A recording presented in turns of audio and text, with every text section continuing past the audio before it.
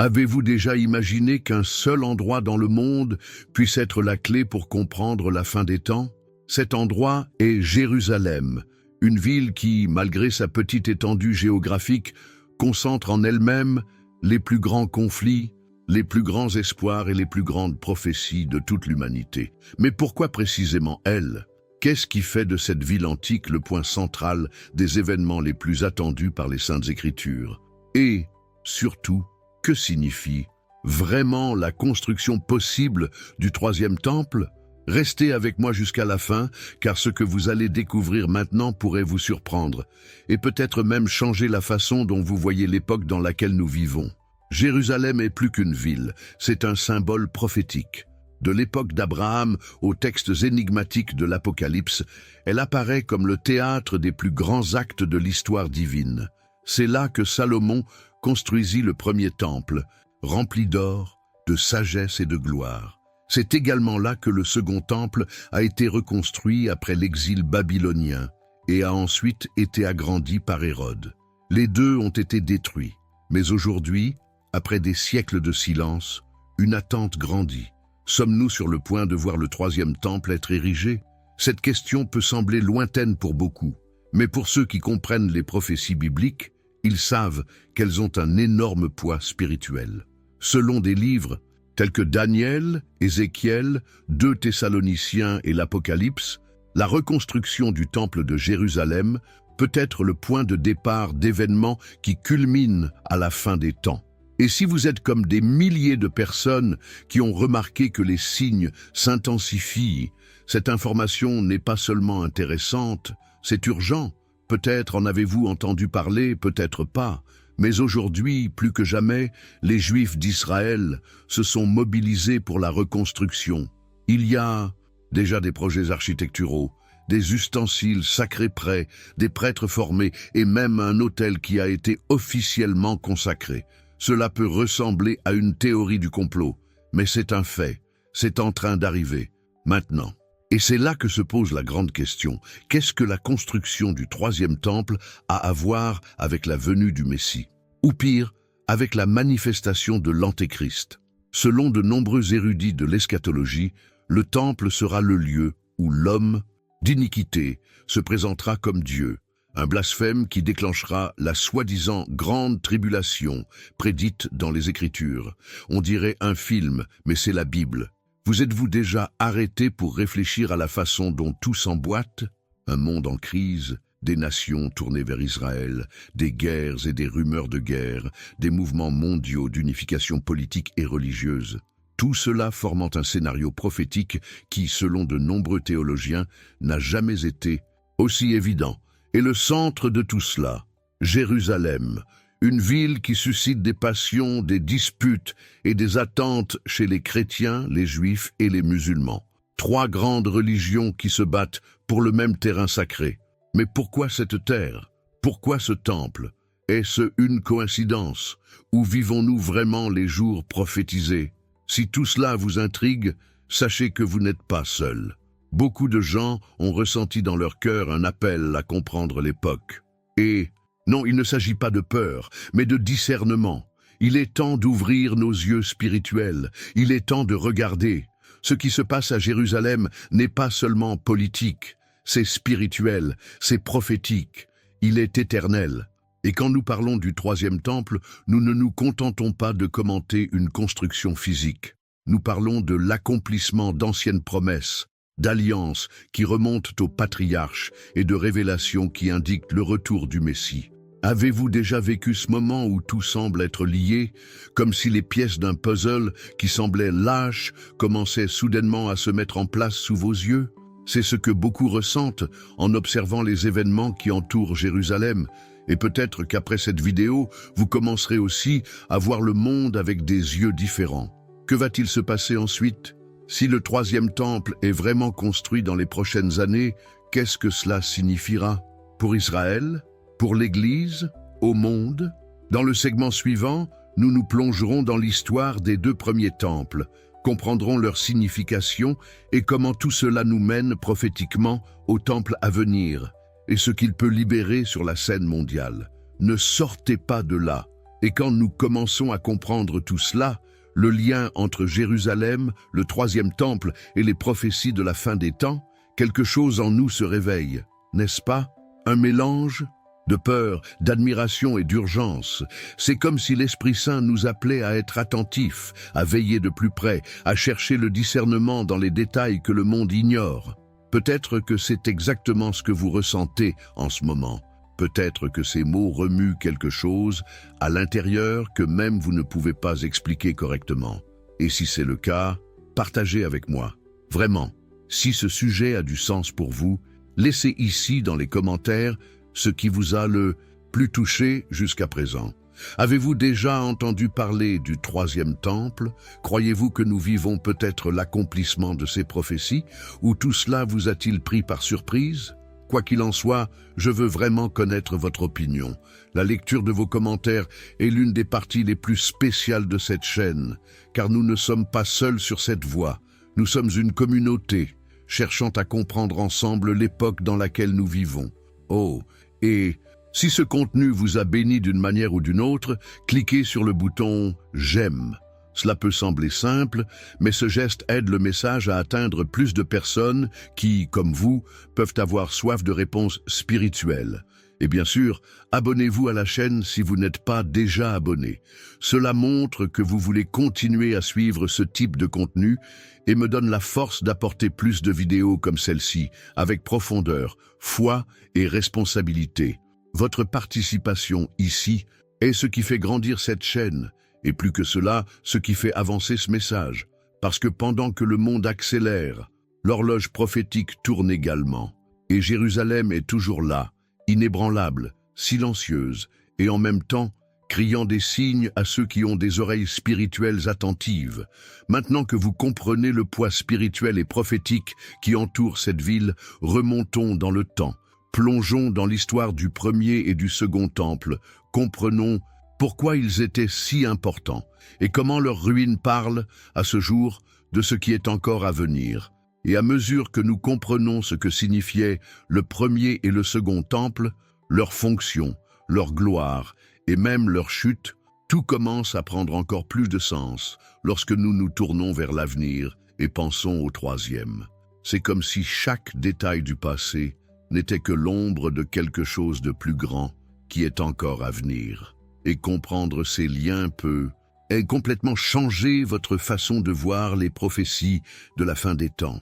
D'ailleurs, pour ceux qui veulent approfondir un peu plus, j'ai préparé un matériel complémentaire avec beaucoup de soin, surtout pour ceux qui suivent cette vidéo jusqu'à présent et sentent dans leur cœur qu'ils doivent aller plus loin. C'est un contenu pratique, direct, qui vous aide à mieux organiser tout ce que la Bible dit sur l'Apocalypse, les signes et bien sûr Jérusalem au centre de tout.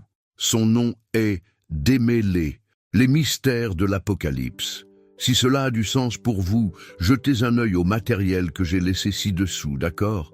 C'est dans le commentaire épinglé, mais il se peut que je le retire de l'antenne dans les prochains jours, car je teste toujours le format et il pourrait être bientôt indisponible. Ce matériel est complémentaire à ce dont nous avons parlé ici et peut vous faire gagner beaucoup de temps dans la pratique, en vous aidant à rassembler une image plus claire et plus biblique de tout ce que l'agent étudie ensemble ici sur le canal. Maintenant, oui, continuons.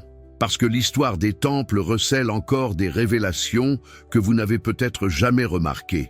Et c'est ce que nous allons explorer à partir de maintenant. Jérusalem n'est pas seulement une ville. Il ne s'agit pas seulement d'un point sur la carte ou d'un lieu historique marqué par des ruines et des disputes. Lorsque vous le regardez à la lumière des Écritures, vous commencez à voir quelque chose de beaucoup plus grand. Jérusalem est comme une pièce clé d'un grand puzzle spirituel. Elle est au centre d'un récit qui traverse les siècles et les cœurs. C'est comme si chaque pierre y portait des échos de promesses, de douleurs, de guerre et de gloire. Et tout cela palpite toujours, même après si longtemps.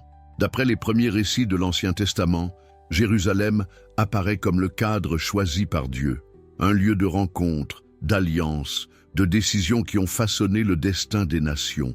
C'est là qu'Abraham est monté avec Isaac, dans l'un des moments les plus emblématiques de la foi et de l'abandon. Cette montagne, la Moria, deviendrait à l'avenir le site du temple, le lieu où le ciel et la terre se touchaient. Ce n'était pas une coïncidence. Rien à Jérusalem n'est le fruit du hasard. Il y a une vérité cachée au monde naturel, mais qui est spirituellement très claire. Cette ville a été mise à part pour quelque chose d'éternel. Salomon, lorsqu'il construisit le premier temple, le comprenait. Lorsqu'il a dédié le temple au Seigneur, la gloire de Dieu a rempli l'endroit d'une manière si puissante que les prêtres ne pouvaient même pas y rester. C'était plus que de l'architecture, c'était plus que de l'or, plus que la beauté. C'était un signe que Dieu avait choisi pour habiter parmi son peuple, et cette habitation était liée à un lieu précis, Jérusalem. Et puis vient quelque chose dont on ne parle pas toujours en profondeur, parce que Jérusalem, tout au long de l'histoire biblique, a toujours été le miroir de la condition spirituelle du peuple. Quand Jérusalem était ferme, le peuple était ferme. Lorsque Jérusalem a été attaquée, il y a eu quelque chose de spirituel qui a été ébranlé. Lorsque le temple a été profané ou détruit, cela signifiait que des alliances avaient été rompues, que les cœurs s'étaient séparés. C'était comme si la ville révélait l'état de l'âme collective de la nation. Mais même au milieu de tant de chutes, de tant de batailles et un temps de pertes, Jérusalem était toujours debout, comme un rappel de la promesse de la restauration. Les prophètes parlaient d'elle avec passion. Ésaïe a dit « Jérusalem console ». Jérémie a pleuré pour elle. Ézéchiel a eu des visions de sa purification. Et puis vient l'impact. Lorsque Jésus entre à Jérusalem, monté sur un ânon, il n'accomplit pas seulement une prophétie. Il scelle quelque chose d'éternel. Il pleure pour la ville parce qu'il sait qu'elle rejetterait la visitation divine. Mais, même ainsi, il l'honore. Pourtant, il exerce son ministère là-bas. Et même après la destruction du second temple en l'an 70, les Écritures indiquent un moment où Jérusalem reviendrait au centre de la prophétie. Et c'est là que commence la transformation de notre mentalité. Parce que peut-être, comme beaucoup, vous avez grandi en pensant que la prophétie était quelque chose de lointain, de trop mystique ou de réservé aux érudits. Mais non, la prophétie biblique concerne la compréhension spirituelle de la réalité. Il s'agit de savoir où nous en sommes dans le temps, d'entrer dans les coulisses et surtout d'aligner nos vies sur ce que Dieu fait.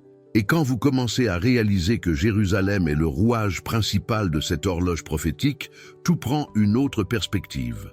Aujourd'hui, lorsque nous allumons la télévision ou ouvrons le téléphone portable et que nous voyons des conflits, des informations, des tensions autour d'Israël, beaucoup la traitent comme une autre guerre. Mais ceux qui ont du discernement voient au-delà. Ils voient qu'il y a des mouvements spirituels qui se produisent derrière les décisions politiques, qu'il y a des pressions invisibles qui poussent les nations à se tourner pour ou contre Jérusalem. Et la Bible avait déjà averti, ce serait le centre de la scène dans les derniers jours. Ce n'est pas de la théorie, c'est de l'écriture. Ce n'est pas une supposition, c'est une révélation. Et cette révélation n'a pas pour but de nous effrayer, c'est pour nous positionner. Parce qu'au milieu de tant d'informations, nous avons besoin d'être guidés. Et Jérusalem le montre. Il désigne l'agneau, il désigne le trône, il indique le plan qui n'échoue pas. De la Genèse à l'Apocalypse, il est mentionné. Et à la fin, lorsque la nouvelle Jérusalem descend du ciel, c'est comme si tout fermait un cycle parfait. Une ville qui a commencé avec des promesses et qui finit comme un héritage éternel. Maintenant, je veux aller encore plus loin dans ce sujet parce que comprendre la place de Jérusalem dans l'histoire a déjà un impact. Mais comprendre comment elle se connecte à votre parcours personnel est transformateur. Car si cette ville révèle ce qui est à venir, elle révèle aussi où se trouve notre cœur. Et c'est peut-être la raison pour laquelle tant de gens ressentent un appel intérieur, un réveil silencieux, comme si quelque chose en eux leur disait « Faites attention, c'est le moment ». Et ce n'est pas du fanatisme, c'est la sensibilité spirituelle, c'est la maturité, c'est une décision. Lorsque nous comprenons le poids de Jérusalem dans les prophéties, nous commençons à voir le monde avec des yeux différents. Les nouvelles ne sont plus seulement du bruit, mais deviennent des signaux. Les événements politiques prennent des contours spirituels, et notre foi il s'aligne avec quelque chose d'éternel. Donc, si quelque chose à l'intérieur a commencé à brûler, si ce message avait un sens pour vous, commentez-le.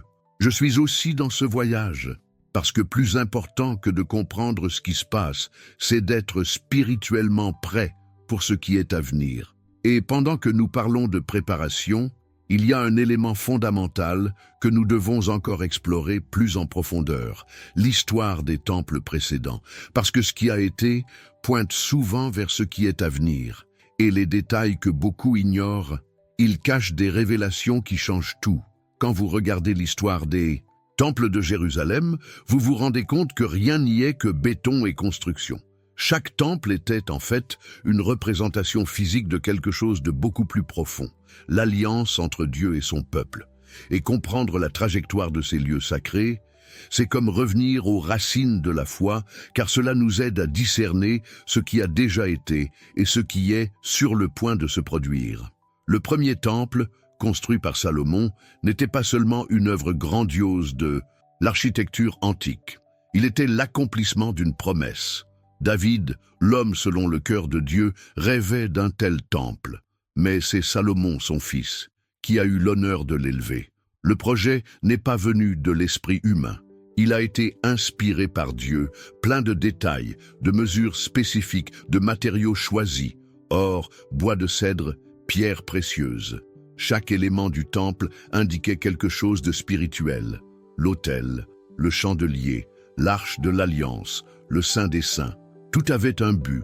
Mais ce qui est le plus frappant, c'est qu'au moment de l'inauguration, lorsque Salomon prie et consacre le temple, la présence de Dieu descend dans une gloire si intense que les prêtres ne pouvaient même pas continuer à servir. Cela en dit long. Le temple n'était pas seulement un endroit magnifique, c'était une demeure divine. C'était un point de contact entre le ciel et la terre, un endroit où les gens pouvaient rencontrer Dieu, là où l'on offrait des sacrifices, où l'on cherchait le pardon, où l'on reconnaissait la souveraineté du Très-Haut. Mais au fil du temps, les gens se sont éloignés. Les rois commencèrent à suivre d'autres dieux, les pratiques idolâtres s'emparèrent des lieux sacrés et le temple fut profané. Puis vint le jugement. L'empire babylonien a envahi Jérusalem, détruit le temple, emporté les ustensiles sacrés et avec cela, quelque chose s'est cassé. Pas seulement physiquement, mais spirituellement. Le symbole de la présence a été emporté. L'impact de cette situation a été dévastateur. Cependant, même en plein exil, les prophètes annonçaient déjà la restauration. Jérémie, Ézéchiel et tant d'autres ont parlé d'une époque antérieure. Et ce retour commença à se produire avec le décret de Cyrus, roi de Perse. Il permit aux Juifs de retourner à Jérusalem et de reconstruire le temple. Mais ce second temple, bien que nécessaire et prophétique, n'avait pas la même splendeur que le premier. Il a été construit avec des efforts, avec des difficultés, avec des interférences. C'était le temple de Zorobabel, puis rénové par Hérode de nombreuses années plus tard. Ce temple, le temple de l'époque de Jésus, ne portait plus l'arche de l'Alliance. La gloire visible de la présence de Dieu n'était plus manifestée comme par le passé. Et pourtant, il est resté le centre de la vie religieuse d'Israël. Les rituels, les fêtes, les sacrifices, tout tournait autour du temple. Il représentait l'espoir de la nation. Et c'est pourquoi, lorsque Jésus entre dans ce lieu et renverse les tables des changeurs d'argent, il fait plus que dénoncer une injustice. Il souligne une vérité cachée, que ce temple serait détruit, mais qu'un nouveau type de temple était en train d'émerger. Et plus que cela, c'est qu'il était lui-même le vrai temple. C'est l'une des plus grandes révélations de la foi chrétienne. Le temple n'est plus fait de pierre, mais il habite maintenant en nous. Jésus a dit « Détruisez ce temple, et en 3 jours, je le rebâtirai ». Il parlait de son corps. Et après sa résurrection, le voile du temple, celui qui séparait le Saint des Saints, a été déchiré de haut en bas. L'accès a été libéré. La relation a été rétablie. Mais même ainsi, la Bible continue d'indiquer quelque chose d'avenir. Le livre de Daniel, les lettres de Paul, l'Apocalypse, ils mentionnent tous l'existence d'un temple dans les derniers jours, un temple littéral. un lieu qui sera reconstruit à Jérusalem. Et c'est là que commence un autre niveau de compréhension, car nous ne parlons plus seulement d'histoire, mais de prophétie. Nous ne regardons pas ce qui a été, mais ce qui est à venir. Le second temple a également été détruit, cette fois par les Romains, en 70 après J.C., dirigé par Titus. Depuis lors, les Juifs attendent, et ils ne se contentent pas d'attendre, ils se préparent. Il y a maintenant des organisations qui se consacrent à la reconstruction du temple, des répliques d'ustensiles sacrés, de vêtements sacerdotaux, d'autels ont déjà été créés. Les prêtres ont été formés. Il y a même une généalogie lévitique à l'étude pour trouver des descendants directs de la tribu de Lévi. Ce ne sont pas des rumeurs, il s'agit de faits documentés. Et le plus impressionnant, c'est que tout cela se passe en silence, dans les coulisses, comme si le monde était trop distrait pour remarquer ce qui se passe. Mais pour ceux qui ont des yeux spirituels, ce qui semble n'être qu'un mouvement religieux, en fait, porte un poids prophétique gigantesque. Parce que la Bible est claire, le troisième temple sera construit. Et quand cela se produira, ce sera le signe que l'horloge prophétique est entrée dans le compte à rebours final. Mais qu'en est-il du troisième temple? Quand sera-t-il érigé? Cette question suscite plus que de la curiosité. Il est porteur de tension. Parce que l'endroit où il doit être construit aujourd'hui abritait l'esplanade des mosquées, l'un des points les plus sacrés de l'islam. La construction d'un temple juif à cet endroit pourrait signifier une explosion sans précédent de conflit. Et c'est précisément la raison pour laquelle tant d'universitaires pensent qu'il faudra une sorte d'accord mondial, une alliance, une intervention politique de haut niveau pour rendre cela possible. Maintenant, je veux aller encore plus loin dans ce sujet, parce que ce que beaucoup ne réalisent pas, c'est que ce moment de paix apparente et de reconstruction sera, selon la Bible, le cadre parfait pour la manifestation de l'homme d'iniquité, celui que la parole appelle l'Antéchrist. Et lorsqu'il entrera dans le temple, assis comme s'il était Dieu, nous serons confrontés à un tournant spirituel et prophétique. Mais nous devons l'analyser calmement, avec des yeux spirituels, parce qu'il ne s'agit pas seulement de politique, de construction ou de religion. Il s'agit de discernement, de jugement, d'alignement avec la vérité. Et ce qui vient d'ici peut ébranler les structures, tant internes qu'externes. Il commente « Cela a du sens pour moi. Je veux vraiment savoir ce que ce voyage éveille en vous jusqu'à présent. Si l'histoire des deux premiers temples nous révèle déjà tant de choses, qu'en est-il des prophéties qui parlent d'un troisième? Et nous ne parlons pas ici d'hypothèses ou de théories humaines, mais de passages bibliques clairs et directs qui s'étendent sur des siècles et indiquent un temps précis, le temps de la fin. Le livre du prophète Daniel, par exemple, est l'un des plus symboliques et en même temps l'un des plus stratégiques en matière d'eschatologie. Au chapitre 9, verset 27, il parle d'un personnage qui fera alliance avec beaucoup de gens pendant une semaine, mais qui, au milieu de cette semaine, fera cesser les sacrifices et les offrandes. Le langage est dense, mais les érudits interprètent ce passage comme une indication claire que, pour qu'il y ait des sacrifices et des offrandes, un temple fonctionnel est nécessaire. C'est-à-dire que Daniel prophétise qu'il y aura des sacrifices actifs et qu'ils seront arrêtés. Ceci en soi nécessite l'existence du troisième temple, et ce même passage suggère également quelque chose d'encore plus troublant, que ce moment de percée s'accompagnera d'un acte de profanation, ce que Daniel appelle l'abomination de la désolation, quelque chose qui sera placé là, à l'intérieur du lieu saint, comme un signe de rupture avec le sacré, comme s'il s'agissait d'un affront direct à la présence de Dieu. Pouvez-vous imaginer l'impact spirituel de quelque chose comme ça, qui se produit à notre époque? Maintenant, avançons rapidement de quelques siècles jusqu'au sermon prophétique de Jésus dans Matthieu 24. Il est sur le mont des Oliviers, regardant Jérusalem, et commence à décrire les signes de la fin des temps. Dans l'un des passages les plus percutants, il dit « Quand vous voyez que l'abomination de désolation dont parlait le prophète Daniel est dans le lieu saint, Jésus ne se contente pas de confirmer la prophétie de Daniel, il la transporte dans l'avenir. Il parle comme quelqu'un qui décrit un fait à venir. Il ne dit pas « quand ils auront vu », mais « quand vous verrez ». Et remarquez, Jésus parle du lieu saint. Ceci, encore une fois, exige qu'il y ait un temple fonctionnel. C'est-à-dire que le Christ lui-même a indiqué une prophétie future qui n'aurait de sens qu'avec la reconstruction du temple de Jérusalem. Et si Jésus, le Fils de Dieu lui-même, a indiqué cela comme un signe de la fin, comment pouvons-nous ignorer cette question? Passons maintenant à 2 Thessaloniciens chapitre 2. L'apôtre Paul écrit quelque chose d'encore plus direct.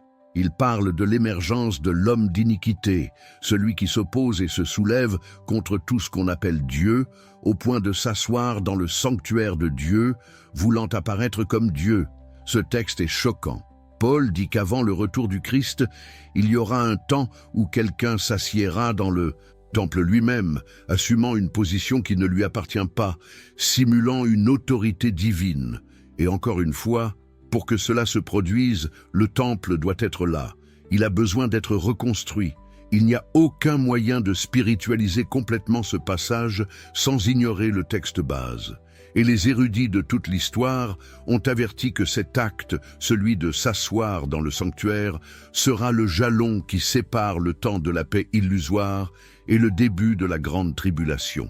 Le monde sera séduit par des promesses de stabilité, mais spirituellement, il entrera dans un champ de mine. Et enfin, passons à l'Apocalypse, chapitre 11.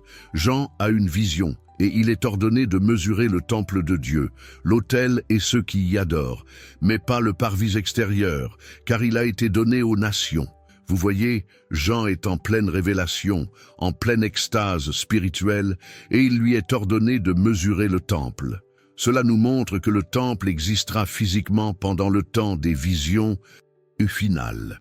De nombreux interprètes s'accordent à dire que Jean voit le 3e temple en activité, mais déjà dans un scénario de grande tension spirituelle, où la cour est profanée par les nations. C'est là que l'esprit commence à s'élargir. Parce que nous nous rendons compte que ces passages, Daniel, Matthieu, Thessaloniciens, Apocalypse, sont tous entrelacés, pointant vers la même réalité prophétique. Et lorsque des textes d'auteurs, d'époques et de contextes bibliques différents s'alignent, de cette manière, c'est un signe que le sujet exige notre attention. La reconstruction du temple de Jérusalem n'est pas seulement un désir du peuple juif. Il est consigné dans l'Écriture comme faisant partie du plan eschatologique. Et cela a un impact direct sur la façon dont nous vivons aujourd'hui. Car si nous savons que ces événements approchent, que le décor est déjà planté, la question qui se pose naturellement est « Comment se passe notre préparation intérieure ?» La transformation que ces prophéties exigent de nous n'est pas seulement dans la compréhension, mais dans la mentalité. C'est un changement de posture, de vision, de valeur. Parce que tandis que beaucoup attendent des signes spectaculaires, la parole nous a déjà donné les coordonnées. Et le temple, le 3e temple, est l'une de ces coordonnées. Il est curieux de penser que, alors que la majeure partie du monde est trop occupée par les distractions, par la vitesse des réseaux, par la superficialité des tendances, l'un des plus grands jalons de l'histoire prophétique est peut-être sur le point de se manifester devant tout le monde.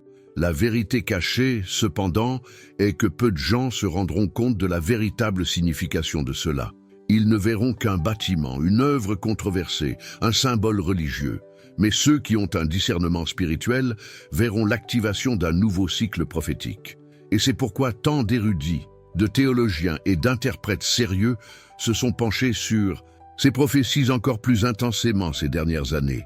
Pas comme quelqu'un qui essaie de prédire, parce que comprendre l'époque dans laquelle vous vivez est une forme de sagesse spirituelle, une forme de vigilance, d'alignement avec le cœur de Dieu.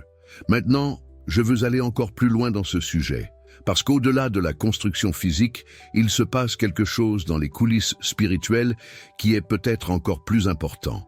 La préparation d'un environnement est propice à la tromperie, à l'illusion de la paix et à la manifestation du faux.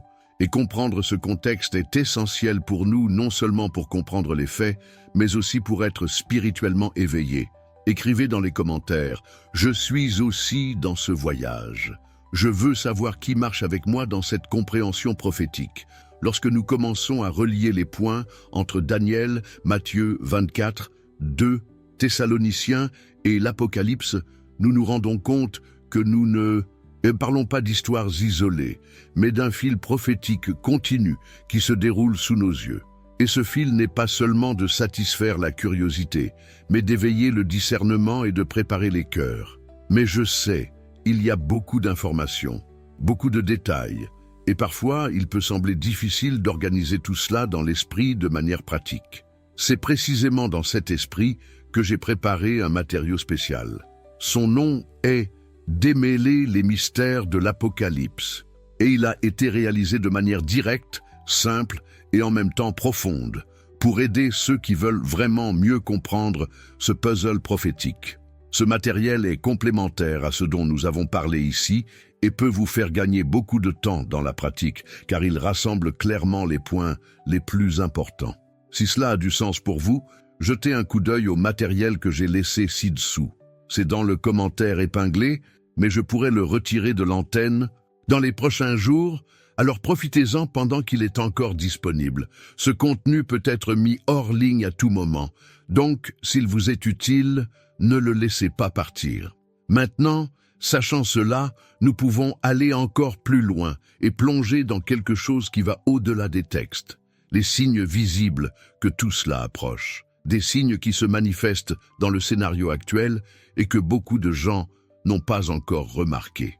Alors que nous relions toutes ces prophéties aux événements qui sont rapportés dans les Écritures, il est impossible de ne pas regarder le monde d'aujourd'hui, en particulier Jérusalem, et de sentir que quelque chose est sur le point de se produire, parce que Jérusalem reste, à ce jour, l'épicentre spirituel et politique de la planète. Il n'y a pas d'autre endroit au monde qui concentre autant de tensions, autant d'espoir, autant d'intérêts qui se croisent et, en même temps, autant de charges prophétiques que cette ville.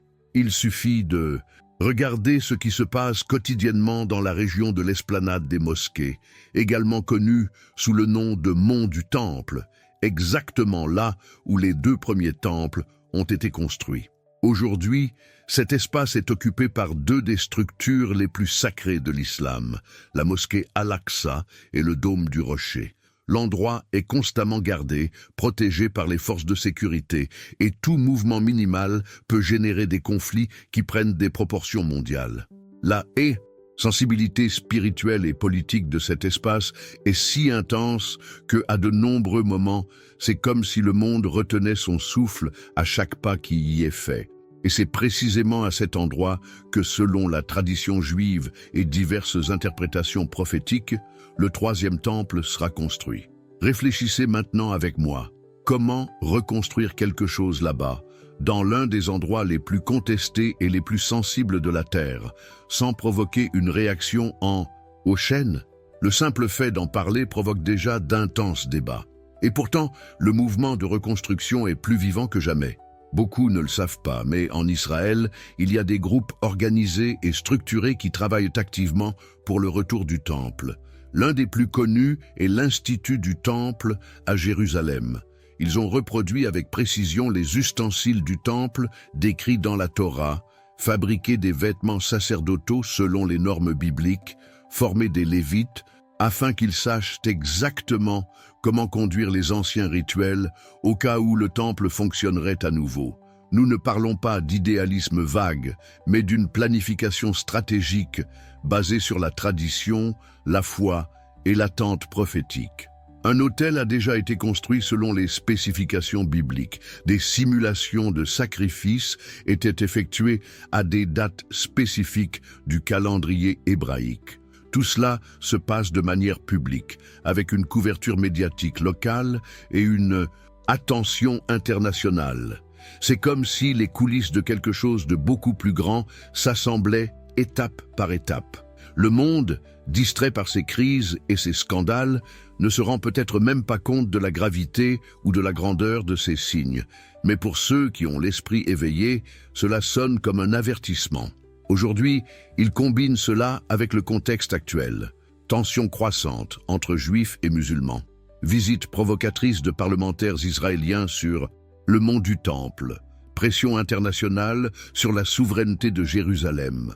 Proposition de traité de paix qui suggère des solutions à l'impasse religieuse dans la région. Tout cela indique un mouvement mondial autour de cette terre. Et une fois de plus, la question résonne. Sommes-nous plus proches que nous ne l'imaginons? Vous ne pouvez plus traiter ces informations comme quelque chose de distant ou de sans importance. Parce que lorsque nous regardons le scénario actuel, nous voyons clairement une carte en train d'être assemblée, un environnement en préparation, une atmosphère mondiale qui se profile pour que quelque chose de prophétique se produise. C'est comme s'il y avait une tension silencieuse dans l'air, sur le point de se briser, et tout tourne autour de Jérusalem, encore. Mais contrairement au passé, nous avons maintenant la technologie, l'information en temps réel, les accords internationaux, la recherche désespérée de la stabilité et de la paix. Et nous savons que selon les Écritures, le désir de paix peut être précisément ce qui fera place à un faux leader pour se lever, quelqu'un qui apportera des accords, des solutions, et alors il révélera son vrai visage. C'est pourquoi il est si important d'avoir du discernement, parce que tout ce qui ressemble à la paix n'est pas authentique. Tous les accords ne sont pas équitables. Toute reconstruction n'est pas une restauration, et tous les dirigeants ne sont pas envoyés par Dieu. Il y a une différence subtile entre ce qui est prophétique et ce qui est profané, et seuls ceux qui ont les yeux ouverts spirituellement peuvent percevoir cette ligne. Ainsi, lorsque nous observons les mouvements à Jérusalem aujourd'hui, nous ne regardons pas seulement l'histoire s'écrire. Nous voyons des prophéties millénaires prendre forme sous nos yeux. Et cela gâche tout, avec notre foi, avec notre façon de vivre, avec l'urgence que nous portons dans nos cœurs. C'est pourquoi, plus que de simplement comprendre les faits, nous devons interpréter les signes, voir au-delà du visible, percevoir la transformation du scénario et le repositionnement spirituel qu'il exige de chacun d'entre nous. Parce que ceux qui comprennent le temps savent comment agir à l'intérieur de celui-ci. Maintenant, je veux aller encore plus loin dans ce sujet, car derrière cette reconstruction physique, il y a quelque chose d'encore plus sensible et dangereux, l'arrivée d'un temps de grande déception, un temps où le monde acclamera celui qui se présentera comme une solution, mais qui en fait sera la manifestation maximale du mensonge. La reconstruction du troisième temple suffirait à elle seule à enflammer la vigilance spirituelle chez quiconque prend les Écritures au sérieux. Mais ce qui le rend d'autant plus impressionnant et en même temps urgent, c'est qu'il ne se produit pas seul. Autour de cet événement se trouvent un certain nombre d'autres signes qui sont tous clairement mentionnés dans la Bible, qui semblent se mettre en place comme les pièces d'un puzzle. C'est comme si nous regardions, en temps réel, l'alignement prophétique décrit il y a des milliers d'années, guerre et rumeurs de guerre. C'est ainsi que Jésus commence la liste des signes dans Matthieu 24. Et ce qui est curieux, c'est qu'il ne dit pas que ce serait la fin, mais le début des chagrins. En d'autres termes, les conflits armés et l'instabilité mondiale ne feraient pas exception. Ils feraient partie du processus. Et ce que nous voyons aujourd'hui, ce n'est pas seulement l'augmentation de la violence dans des régions isolées du monde, mais aussi un sentiment croissant d'instabilité collective. Des régions autrefois considérées comme sûres sont aujourd'hui confrontées à des tensions politiques, des mouvements armés, des soulèvements populaires, des effondrements économiques. Tout semble être à la veille de quelque chose de plus grand. Mais ce n'est pas tout. La mondialisation a apporté avec elle une série de facilités, c'est vrai, mais elle a aussi créé un scénario sans précédent. Jamais auparavant dans l'histoire de l'humanité, les nations n'ont été aussi interconnectées, aussi dépendantes les unes des autres, aussi vulnérables aux mêmes crises. Un virus qui émerge dans un coin de la planète se propage en quelques jours. Une décision économique sur une seule bourse a un impact sur des dizaines de pays. Un conflit politique dans une petite région affecte le prix des denrées alimentaires et du carburant dans le monde entier. C'est comme si l'humanité avait créé de ses propres mains le scénario parfait pour qu'une figure de puissance mondiale émerge comme un sauveur face au chaos. Un leader qui offre la sécurité, la stabilité et l'unité, même si cela coûte la vérité. Et puis nous arrivons à un point que peu osent aborder en profondeur, la technologie. En l'espace de quelques décennies, nous sommes passés de lettres manuscrites à des intelligences artificielles capables de simuler des conversations humaines. Nous sommes passés des transactions papier aux monnaies numériques décentralisées. Nous avons des algorithmes qui en savent plus sur nos habitudes que nous ne nous connaissons nous-mêmes. Nous avons la reconnaissance faciale, la surveillance en temps réel, le contrôle des données, la surveillance sociale, et tout cela souvent déguisé en commodité. Mais qu'est-ce que tout cela a à voir avec les signes de la fin? Tout, parce que dans l'Apocalypse, Jean décrit un système où personne ne peut acheter ou vendre sans une marque, une identification liée à un système de contrôle. Pendant longtemps, cela a semblé impossible.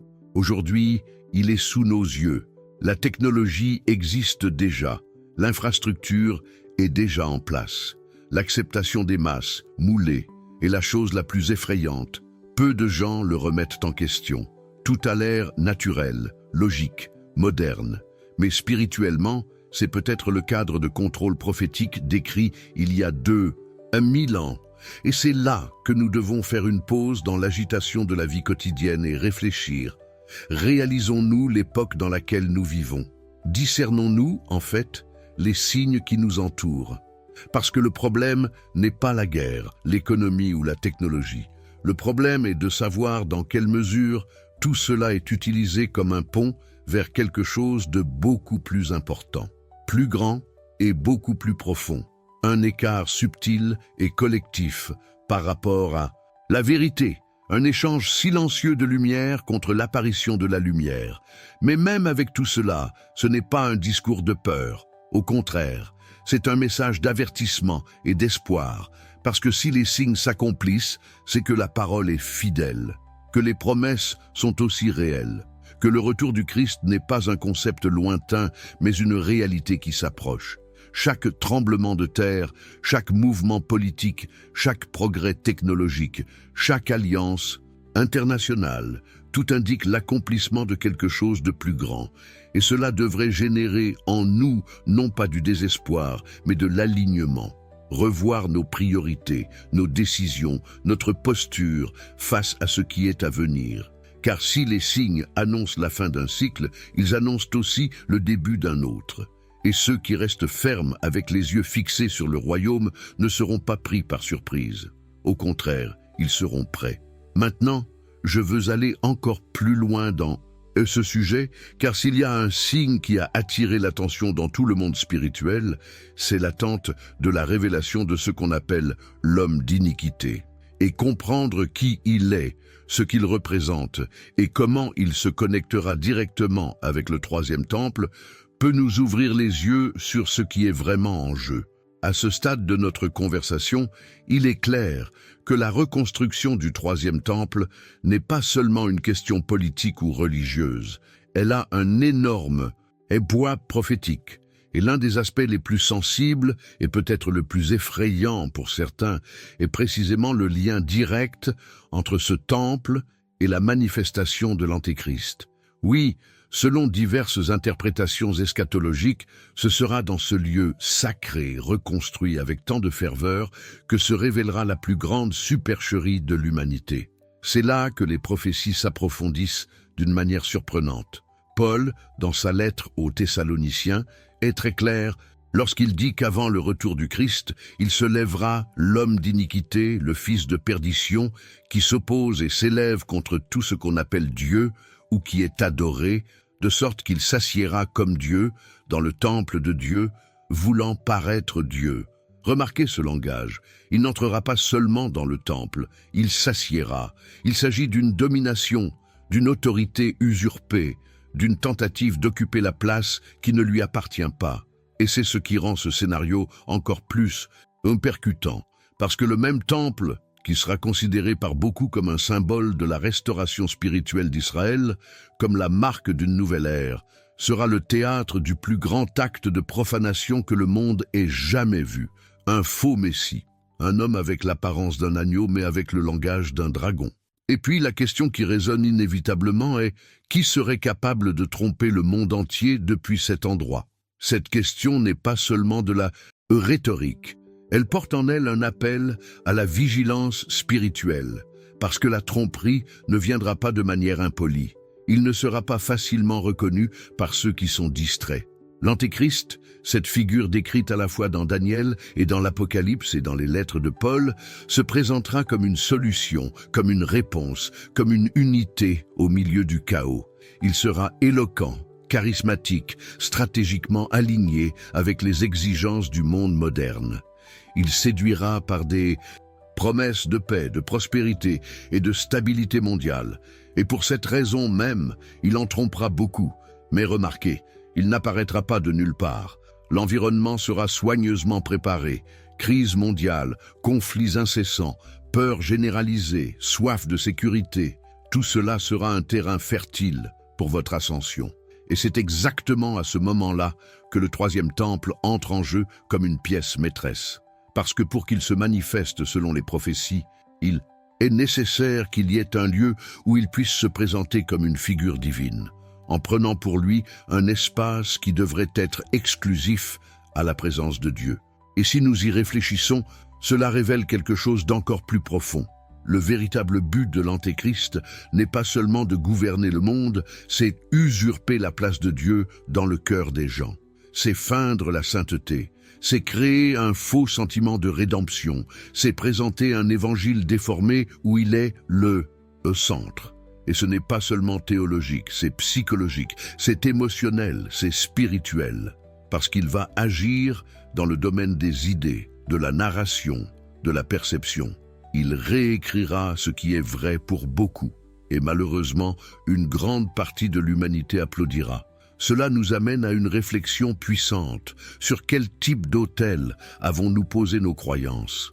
Parce que si nous ne sommes pas fondés sur la vérité, tout semblant de vérité peut nous séduire. Et la tromperie n'arrive pas comme quelque chose de grotesque.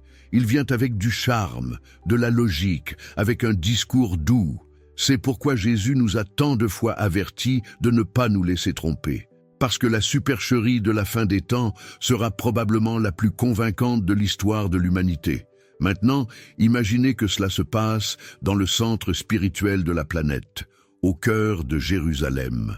Nos montagnes où habitait autrefois la gloire de Dieu, où des sacrifices étaient offerts, où la présence se manifestait dans le Saint des Saints. Et maintenant, à ce même endroit, quelqu'un se présente comme divin, comme un sauveur mondial. Le poids de cela est bien plus que politique, c'est spirituel, c'est un affront direct, c'est une tentative d'effacer l'identité du vrai Messie et de placer l'imposteur sur le trône. Ce point du texte n'est donc pas seulement informatif, c'est un appel à la maturité spirituelle.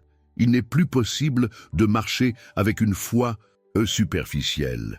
Vous ne pouvez pas vivre de l'apparence. Vous ne pouvez pas ignorer les Écritures comme si elles n'étaient que des récits symboliques. Le temps exige de la profondeur. Cela demande du discernement. Cela nécessite des bases solides. Maintenant, je veux aller encore plus loin dans ce sujet, parce que la manifestation de l'Antéchrist ne se produit pas de manière isolée. Elle est liée à une série de mouvements mondiaux, des alliances internationales à la manipulation des médias, qui ouvriront la voie au monde pour l'accepter sans résistance. Et comprendre ces coulisses peut être la clé pour voir où nous en sommes dans ce voyage prophétique. Parce que si tout ce dont nous avons parlé jusqu'à présent révèle une dimension prophétique impressionnante sur ce qui se passe à Jérusalem, sur la construction du troisième temple et même sur la manifestation de l'Antéchrist, il y a une couche encore plus profonde et peut-être la plus essentielle de toutes qui doit être comprise, le vrai sens spirituel de tout cela pour les chrétiens. Car oui, le temple a un poids historique, il a un poids prophétique, il a une pertinence politique et culturelle, mais le plus important n'est pas dans les pierres, les colonnes ou les ustensiles sacrés qui ont été reproduits avec tant de zèle. Ce qui compte vraiment, ce qui porte une valeur éternelle, c'est ce que ce temple souligne spirituellement. Et cela nous conduit directement à Jésus. Lorsqu'il a traversé Jérusalem, le second temple était encore debout. Il était majestueux, respecté, un symbole de foi pour tout le peuple juif. Et pourtant, c'est là, dans cette scène, que Jésus a fait une déclaration qui, pour les religieux de l'époque, sonnait comme un blasphème. « Détruisez ce temple, et dans 3 jours je le rebâtirai. » Ils ne comprenaient pas. Ils pensaient qu'il parlait du bâtiment, de la structure, de l'héritage de Salomon et d'Hérode. Mais il a parlé de lui-même, de votre corps, de sa mission. Le Sindushi, temple de pierre, était toujours l'ombre de ce qui allait arriver. Une représentation physique d'une réalité spirituelle. Jésus n'est pas seulement venu pour réformer l'ancien système, il est venu pour être le temple lui-même. C'est la demeure de la gloire de Dieu. Il est le point de contact entre le ciel et la terre.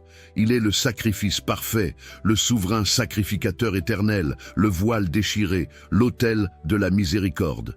Tout ce que le temple représentait, il l'a accompli définitivement. Et cela change tout. Parce qu'à partir de la croix, le temple cesse d'être un lieu géographique et devient une réalité vivante en chacun de nous. L'Esprit Saint habite en nous. Nous sommes maintenant le temple. Et ce n'est pas symbolique, c'est littéral dans l'Esprit. Paul renforce cela lorsqu'il dit que nous sommes un temple de l'Esprit Saint et que la présence de Dieu habite maintenant dans les cœurs abandonnés à Christ. Cela nous aide à comprendre que la reconstruction du temple physique de Jérusalem fait partie d'un plan prophétique que Dieu a déjà annoncé. Mais ce n'est pas par lui que le salut viendra. Ce n'est pas là que la présence de Dieu habitera à nouveau. Parce que Dieu n'habite plus dans des temples faits de mains d'hommes. Il habite dans la brisure, en fait dans un esprit contrit. Il habite là où il y a la repentance, la foi et l'abandon. Et voici une révélation à laquelle beaucoup n'ont pas encore eu accès. La plus grande supercherie de la fin des temps n'est pas seulement d'élever un temple, mais de faire en sorte que le monde regarde ce temple comme si cela suffisait. Ce qui sera érigé à Jérusalem fait partie de l'accomplissement de l'Écriture, mais ce qui apporte vraiment la vie, la transformation et la rédemption n'est pas sur un autel de pierre, mais dans le sang versé sur le Golgotha il y a plus de 2000 ans. Cela change complètement notre état d'esprit en tant que chrétiens, parce que pendant que le monde est en ébullition, alors que les nations se disputent Jérusalem, alors que des alliances politiques se forment et qu'une structure de tromperie se développe, nous n'attendons pas un temple, nous attendons une personne, nous attendons le Christ, le vrai Messie, le roi des rois, qui viendra non pas pour occuper un trône politique, mais pour établir un royaume éternel. Cette vérité devrait avoir un impact sur nos décisions quotidiennes, la façon dont nous nous rapportons à Dieu, aux gens, au temps dont nous disposons. Parce que si nous sommes le temple, alors nous portons en nous une immense responsabilité spirituelle. Nous ne pouvons pas vivre de quelque manière que ce soit, selon aucune norme, en ignorant que la présence de Dieu a choisi d'habiter en nous. Cela change le voyage, cela change les coulisses de notre histoire. Elle nous appelle à une vie de sainteté, de discernement, de but. Et c'est peut-être précisément la vérité cachée que le système du monde veut étouffer, que l'Église ne dépend pas de structures ou de liturgies extérieures. La force de l'Église est dans le Christ vivant qui habite dans chaque cœur abandonné.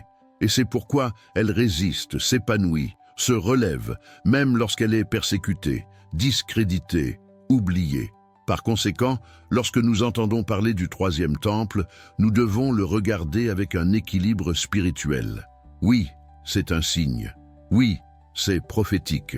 Oui, c'est une pièce importante dans le calendrier eschatologique. Mais ce n'est pas une fin en soi. C'est une partie, une ombre.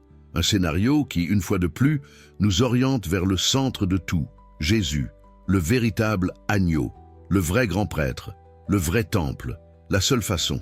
Maintenant, je veux aller encore plus loin dans ce sujet, parce que, après tout ce que nous avons exploré jusqu'à présent, de la symbologie du temple, du rôle de l'Antéchrist, des signes qui s'accomplissent sous nos yeux et de la révélation de Jésus comme le vrai temple, une question inévitable se pose. Qu'est-ce que tout cela nous révèle sur l'avenir? Non pas comme un exercice de divination, mais comme une invitation au discernement. Car si les Écritures se sont accomplies si exactement jusqu'à présent, il serait imprudent d'ignorer ce qu'elles disent encore sur ce qui est à venir.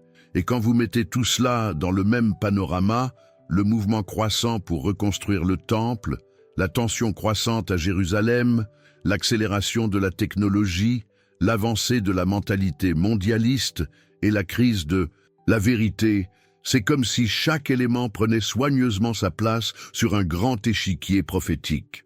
L'un des scénarios les plus commentés par les érudits et les interprètes sérieux des prophéties est précisément la construction prochaine du troisième temple. Et ce bientôt ne sonne plus comme quelque chose de symbolique ou de lointain. Parce qu'aujourd'hui, comme nous l'avons déjà mentionné, il y a des prêtres préparés, des ustensiles prêts à l'emploi, des modèles architecturaux définis et surtout une mentalité spirituelle mature parmi les juifs religieux qui aspirent à ce moment. Il y a un sentiment d'urgence dans l'air, comme s'ils savaient que cet acte ne sera pas seulement un accomplissement national, mais une sorte de réunion spirituelle avec la promesse qu'ils ont portée pendant des millénaires. Mais c'est là que les pièces gagnent en complexité, parce qu'ériger ce temple à cet endroit précis signifie toucher l'une des blessures géopolitiques les plus délicates de la planète. Là où se trouve le temple du temple, où se trouve l'esplanade des mosquées, c'est le même endroit où le temple doit être érigé. Toute action directe peut provoquer non seulement une confrontation locale, mais aussi un choc mondial.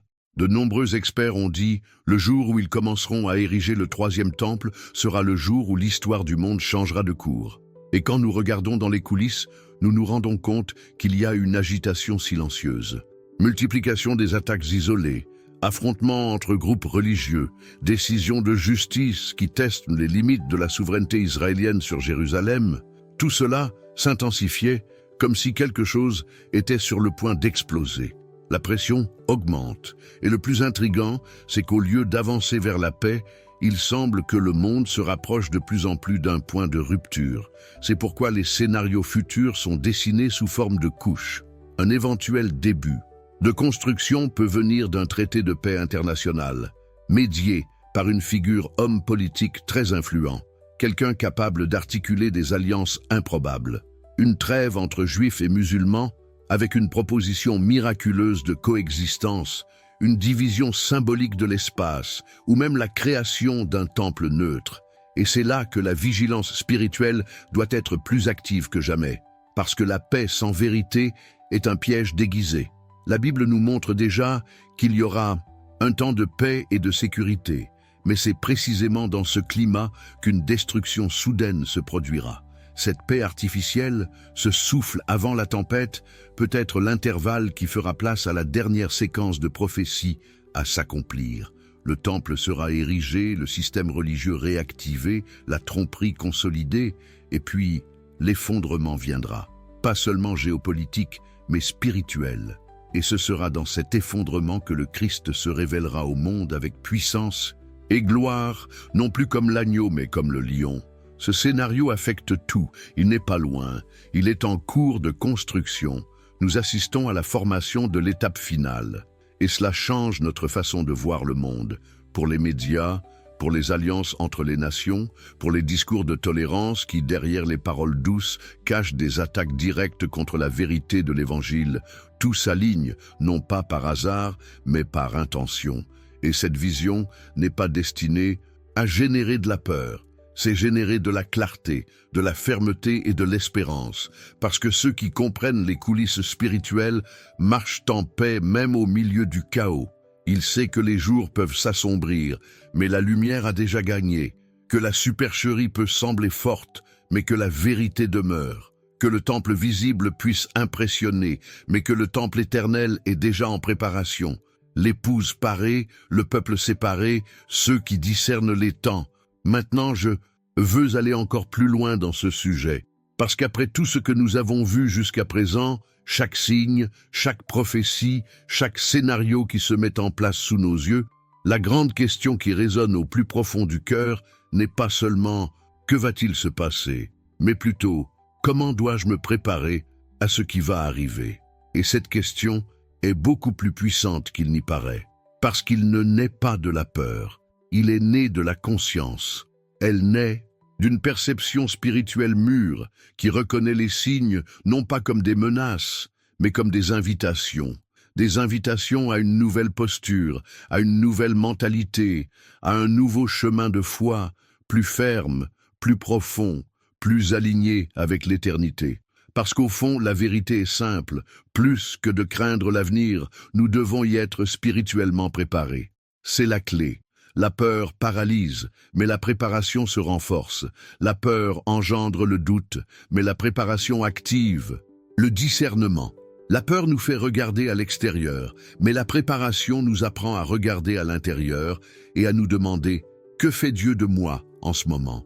Quel genre de temple ai-je été ? Sur quel autel est-ce que je construis ma vie ?» L'avenir n'est pas un endroit inconnu pour ceux qui marchent avec celui qui est l'alpha et l'oméga.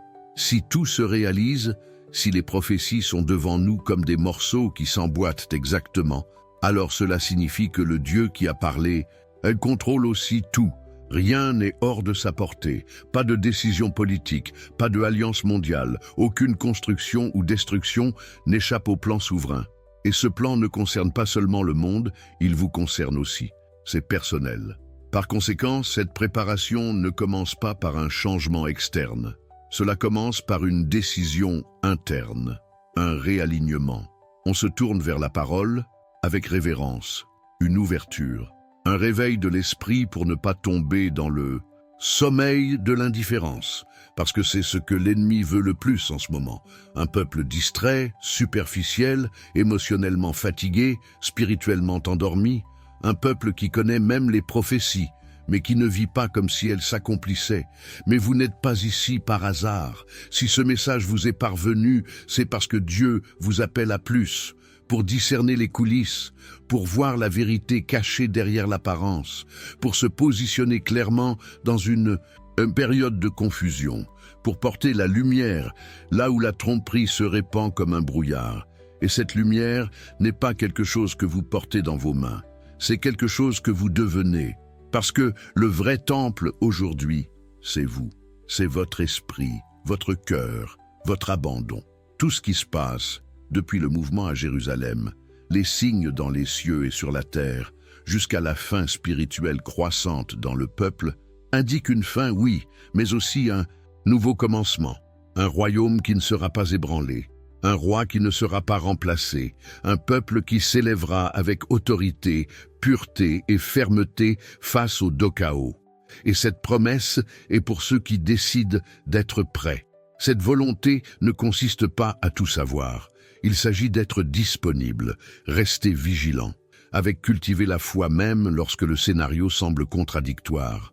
Rappelez-vous que notre espérance n'est pas dans la stabilité de ce monde, mais dans la fidélité du Dieu qui a promis de venir et qui viendra. Peut-être le ressentez-vous dans votre esprit en ce moment, un appel silencieux mais insistant, une confirmation que tout ce qui a été dit jusqu'à présent n'est pas seulement du contenu, c'est une direction. Et cette direction vous ramène à la source, vers le véritable autel, au temple qui ne sera pas détruit, au Christ qui vous aime, vous garde et vous prépare. Et la meilleure façon de répondre à cet appel est de prendre conscience et de prendre des décisions. Vivre avec un but, avec discernement et les yeux fixés sur celui qui est l'auteur et le consommateur de notre foi. Parce que la fin des temps n'est pas la fin de l'espoir, c'est le début de l'éternité. Commentez-y, je suis aussi dans ce voyage. Je veux savoir qui marche avec un cœur éveillé, avec un esprit aligné et une foi positionnée. Parce que s'il y a un moment où nous devons être ensemble dans ce voyage, c'est maintenant. Si vous êtes arrivé jusqu'ici, c'est parce que quelque chose dans ce message a parlé directement à votre cœur. Et cela en dit déjà long sur votre sensibilité spirituelle, sur la soif qui existe en vous de plus de vérité, de plus de révélation et de plus de direction. Donc, si ce contenu vous a touché d'une manière ou d'une autre, pensez à laisser un commentaire ci-dessous avec la phrase « Ce message était pour moi ». C'est toujours spécial de savoir qui était avec moi jusqu'à la fin de ce voyage. Et si vous croyez que cette parole doit continuer à atteindre plus de gens, il y a un moyen simple d'en faire partie. Cliquez sur le bouton « Merci » ci-dessous et laissez une contribution, aussi grande que possible pour vous. Cela nous permet de continuer à produire des contenus qui édifient, éveillent et transforment. Chaque soutien compte, et ensemble nous pouvons aller encore plus loin en diffusant la parole. Oh, et n'oubliez pas, mon e-book « Démêler les mystères de l'Apocalypse » est là dans le commentaire épinglé, à votre disposition. Il s'agit d'un matériau pratique et direct qui complète tout ce dont nous avons parlé ici. Je le retirerai peut-être bientôt de l'antenne, alors profitez-en pendant qu'il est encore disponible. Si vous pensez que ce type de contenu vous aide à grandir spirituellement et vous connecte à quelque chose de plus grand, abonnez-vous ici à la chaîne. Ainsi, vous continuez à suivre les prochains chapitres de ce voyage, qui ne fait que commencer. Et bien sûr, laissez votre like, non seulement parce que cela aide la chaîne, mais aussi parce que cela montre que cette connexion entre nous avait du sens. Il y a une vidéo ici sur le côté qui complète ce sujet. Cliquez et restez avec moi là-bas. Poursuivons ce voyage ensemble. À plus tard et restez avec Dieu.